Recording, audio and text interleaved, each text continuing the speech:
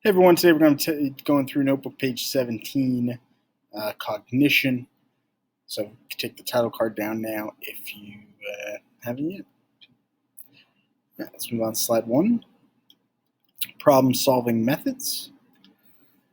So when we are presented with an unknown situation, we utilize several different methods to analyze the situation and act on it. The majority of this activity takes place in our right hemisphere, the one that specializes in the unknown. A common method of solving a problem is the use of an algorithm, a methodical, logical approach that guarantees solving a particular problem. Now, while humans do use them, they're much more efficiently used by computers, right? Algorithms test all possible solutions to systemically solve the problem. So if one was looking for sweet chili sauce in the grocery stores, going up and down every aisle, systematically from left to right, would be an algorithmic approach. We're going to check every single one until we get to the solution. Heuristics, on the other hand, are a simple thinking strategy that often allows us to make judgments and educated guesses to solve problems efficiently. This is the preferred approach of humans, as it is far quicker than an algorithm. An example of a heuristic approach to finding the sweet chili sauce would be going directly to condiment or ethnic food aisles, as it is likely in those areas. We'll get a little more into heuristics in a later slide. Let me put up this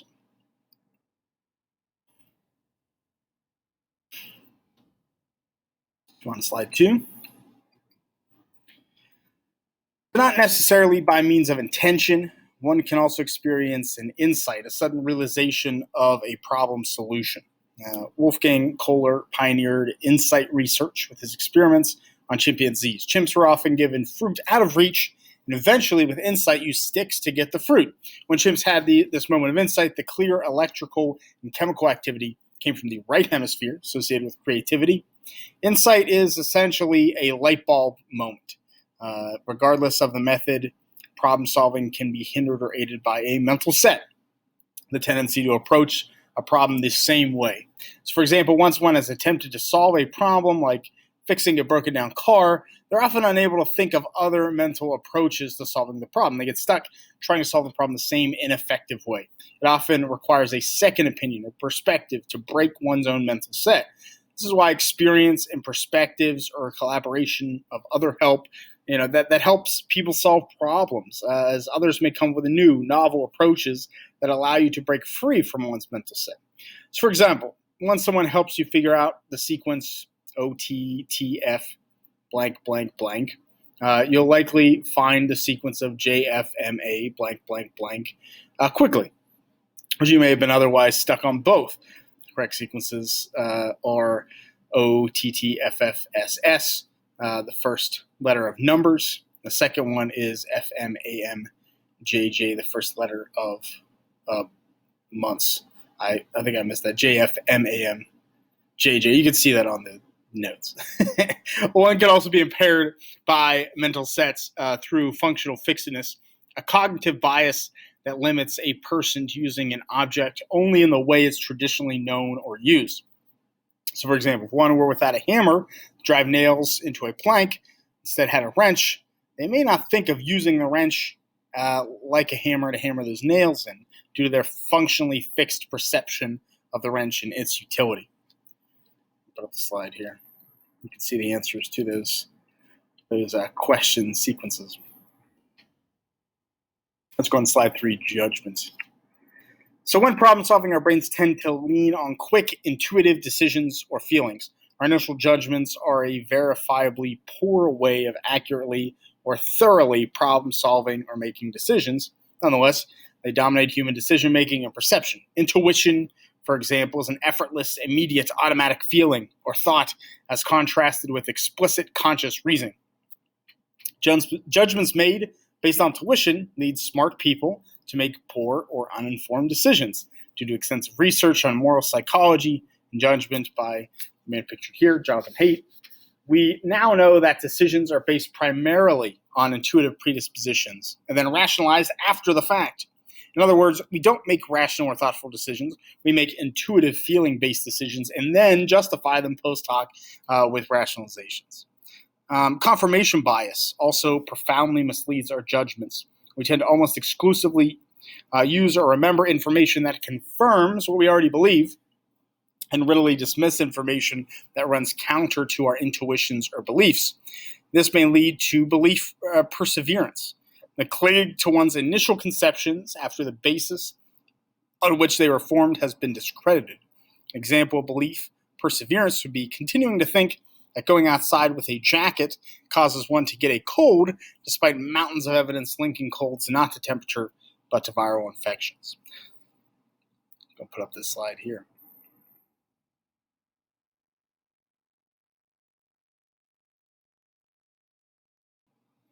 Let's put on slide 4.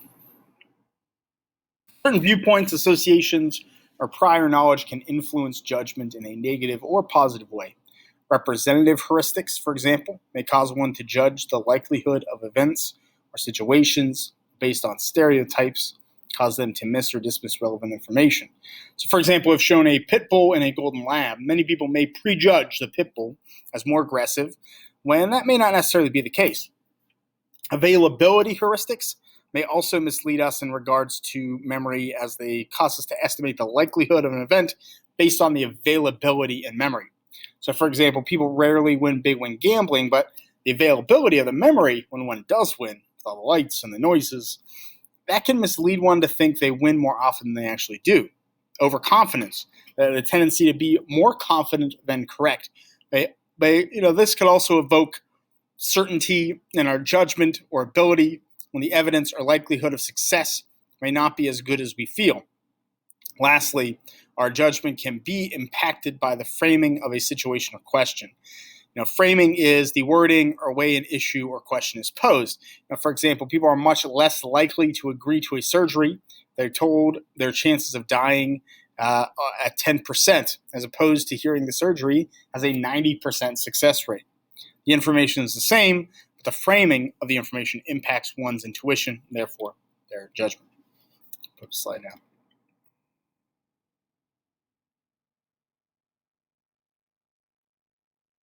On slide 5, creativity. Creativity is the ability to produce novel and valuable ideas. True creativity is incredibly rare. Most humans are incapable of true novelty that also adds value to the lives of themselves and others. But regardless of an idea's novelty or value, thinking can be divided in 2 different ways: convergent and divergent thinking. Convergent thinking is thinking that narrows the available problem solutions to determine the single best solution. Most of this activity takes place in the left hemisphere, near the parietal lobes. An example of convergent thinking is a set of correct or incorrect answers, such as 2 plus 2 equals 4. Divergent thinking, on the other hand, takes place mainly in the frontal lobes of the right hemisphere. It expands the number of possible problem solutions, diverging from one of a possible set of correct answers. In other words, it's thinking and searching for answers that have many different options. One's own creativity and divergent thinking are innate and cannot be taught. This creativity itself lacks traditional known structure. Additionally, prior to popular belief, an environment with rules and structure best foster creative thought. In order for one's mind to wander and pursue answers and interests, one needs a stable, safe environment. The comfort and safety of contemporary society, relative to the lack of comfort and safety in the past, has allowed creative thought and innovation to exponentially increase. We'll get more into that as time goes on as well.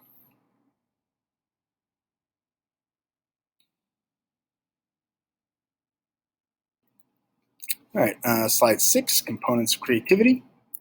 While one's creativity cannot be taught or trained, it can certainly be facilitated by optimal settings or factors to allow for free thought. Expertise is a well-developed base of knowledge, provides more building blocks from which to create novel ideas and uses. Having imaginative thinking, having mastered a problem's basic elements, we tend to redefine or explore it in a new way, allowing different perspectives. A venturesome personality, someone that seeks new experiences, tolerates ambiguities and risks, and perseveres by overcoming obstacles. Intrinsic motivation, being driven, interested in, or satisfied to constantly think about and analyze. Isaac Newton, for example, obsessed over thoughts until they were solved or completed. A creative environment, support innovation, team building, and communication. These are all components of creativity.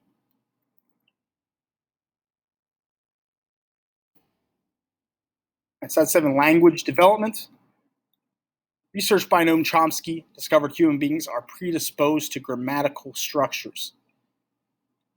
Phonemes or letters, morphemes or words and prefixes, and grammar. While we're not born with language, we are born with an innate ability to recognize, learn, and create language.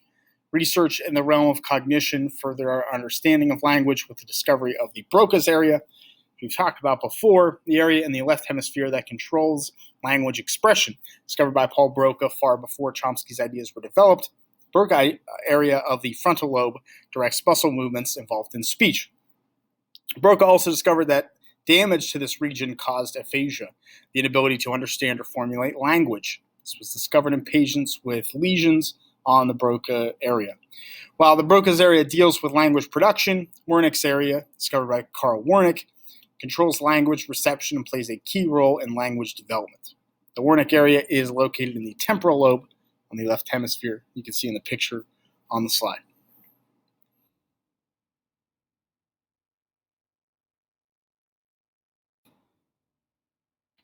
On slide 8, as we grow, we follow a common path of cognitive development, particularly regarding language. We first reach the babbling stage from 4 to 10 months, which is a series of indiscernible sounds and noises.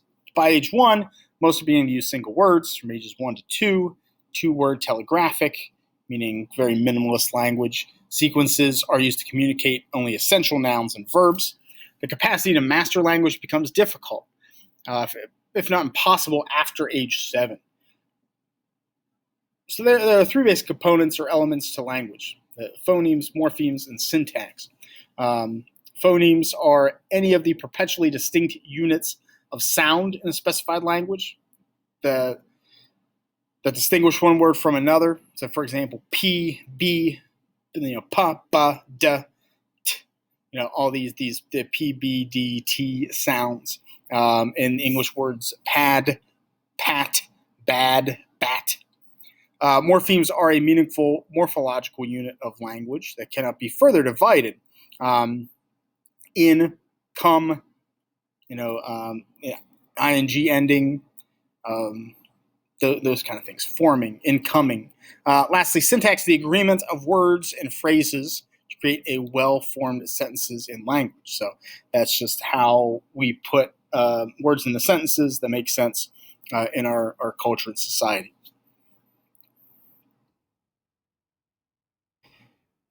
And we'll get more into this actually in a later unit as well. So we'll come back to this in the development unit. All right, lastly, language and culture. Language is also impacted by culture, and oddly enough, language use may actually alter one's perception. In regards to blending with culture, language is actually bent to reflect the attitudes and values of a particular culture.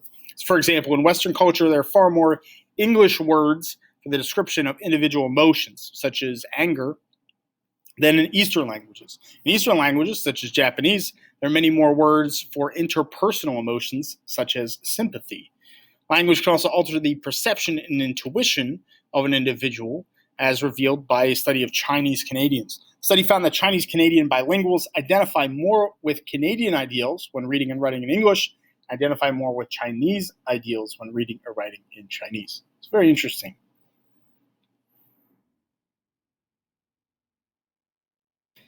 And that is notebook page 17. Thank you so much. And we will break this down as always in class or have already.